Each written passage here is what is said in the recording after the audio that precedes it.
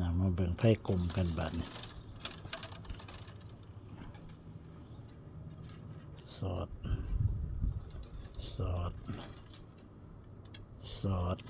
3 เซ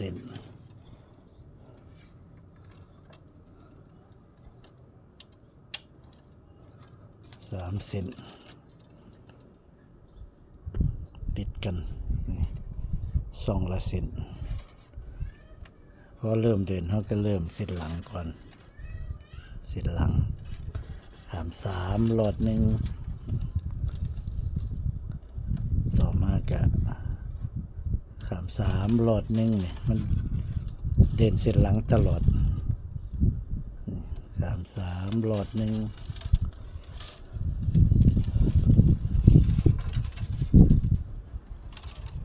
ขาม3หลอดหนึ่ง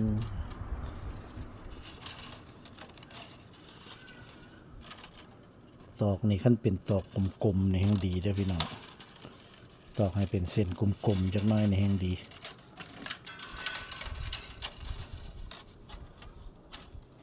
บางคนเป็น เอาตอกสารนั่นแหละเฮ็ดโลดแต่มันก็บ่งามปานใดนี่อันนี้ตอกกลมนะตอกเฮาเหลาออกกลมๆจักหน่อยแบบตอกสารของปอกหาแบบตอกสารของเหลือจากสารของก็มาสารไพ่กลมนี่แหละก็ได้ บ่ต้องเหลาใหม่ขันผู้บ่ได้สารของสารแต่กระตากันเหลาเอาแบบกลมๆ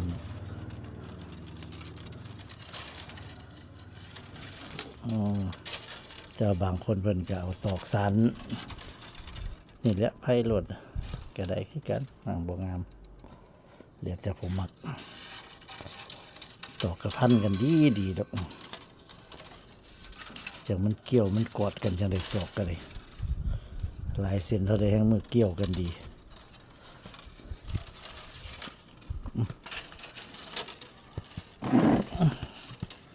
หยับจังน้อยกันเถอะมันไปพันใส่กับเก้าอี้นี่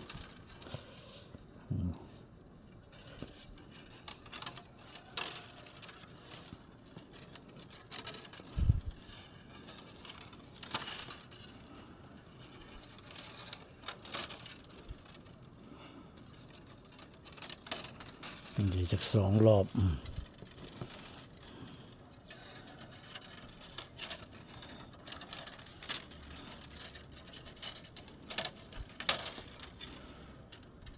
ของมันนี่เอาส่งบ่ได้กั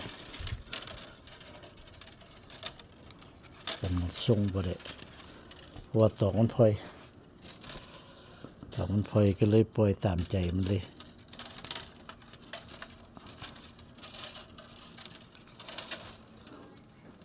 ใหม่มัน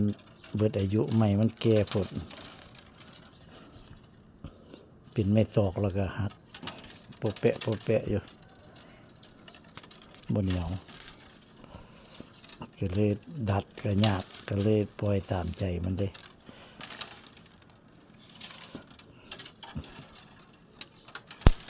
ไพ่กลมไพ่ปากมันนี่2 รอบแล้วเขาก็จังค่อยอันม้วนมากัน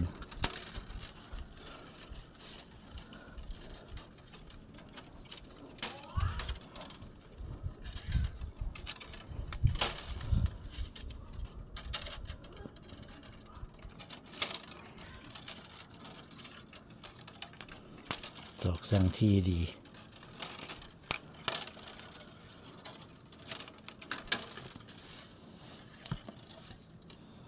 เพราะว่าติดตอกสั่งทีหลายเน้นตอกสั่งหลายก็ก้น13 เซนรวมตอกซ้อนปกติก็ก้นเนี่ยเอา11 เซนรวมตอกซ้อนละ11 เซนอันนี้เอา13 เซน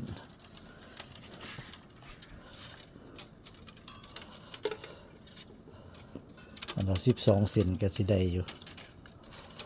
ก็เลยลองเบิ่งเอา13 เซน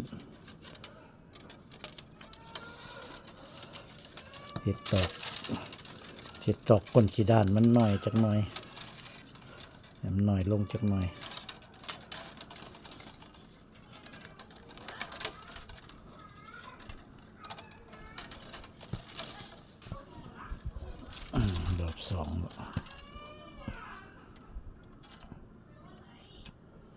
รอบสองออกจากสองรอบตอกบ่ถึงก็ไม่ได้ต่อเอา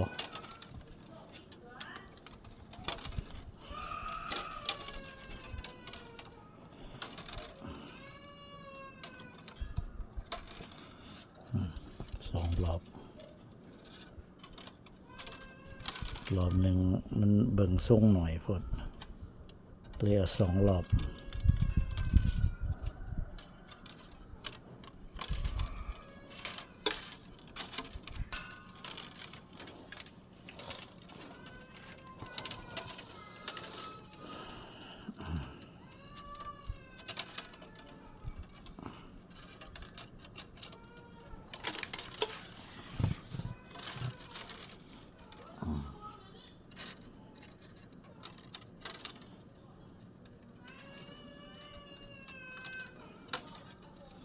มันบ่ไผ่กลมก็ต้องไผ่คีบเลยพี่น้อง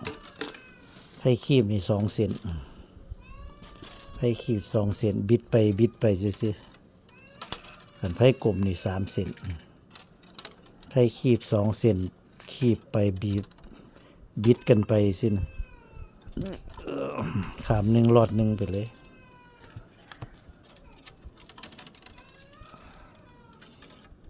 ไผ่คีบ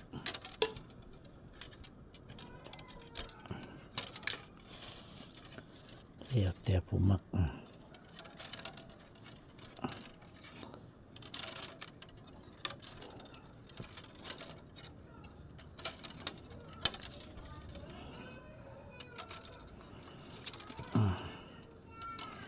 สลับกันให้เบิ่งระหว่างของกับอันกระตาเฮ็ดของไปแน่แล้วก็ไม่เฮ็ดคลิปกระตาแน่แล้วก็เฮ็ดคลิปของไปแน่ ผมมักเบิ่งกระตากะบริทากันโดนเติบอยู่ดอกว่าแต่ละช่วงก็ได้ เป็นบริติดตามประจำก็สิรู้จักดีอยู่ผมเบิ่งประจำ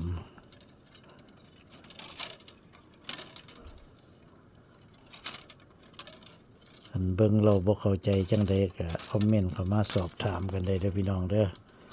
เอากะมันเข้าไปเบิ่งไปตอบให้อยู่ดอกบางทีอากาศสิล่าซ่าแน่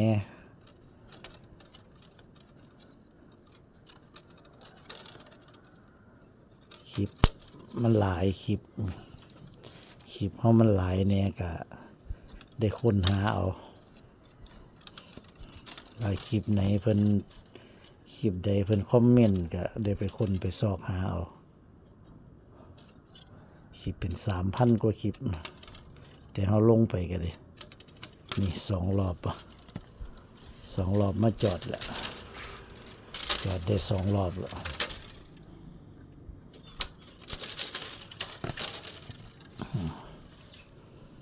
ได้2 รอบเฮาก็สิหักออกเฮาบอกเกิน2 รอบหักออกเลย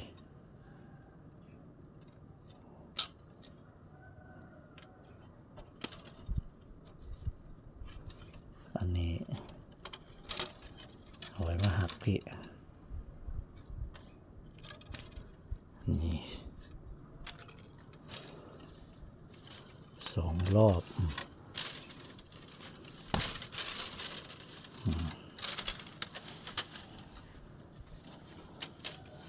ตามันกลนใหญ่กลนมาจากใหญ่เนี่ยเพราะว่าก็13 เซนก็ก้นข้างละ13 เซนตอกก้นขี้ด้านมันเซนน้อยรวมตอกซ่อนก็1 2 3 4 5 6 7 8 9 10 11 12 13ข้างละ13สำหรับคลิปนี้ก็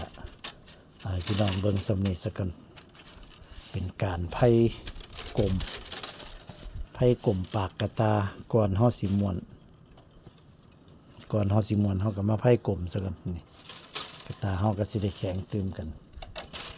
หลังจากที่เฮาไพ่กลมแล้วก็สิเอาไปแช่น้ำไว้จัก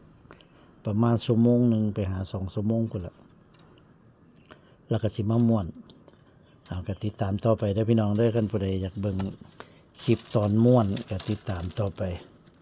กดติดตามไว้สำหรับผู้เข้ามาใหม่บ่ทันได้กดติดตามสำหรับคลิปนี้ก็สวัสดีครับ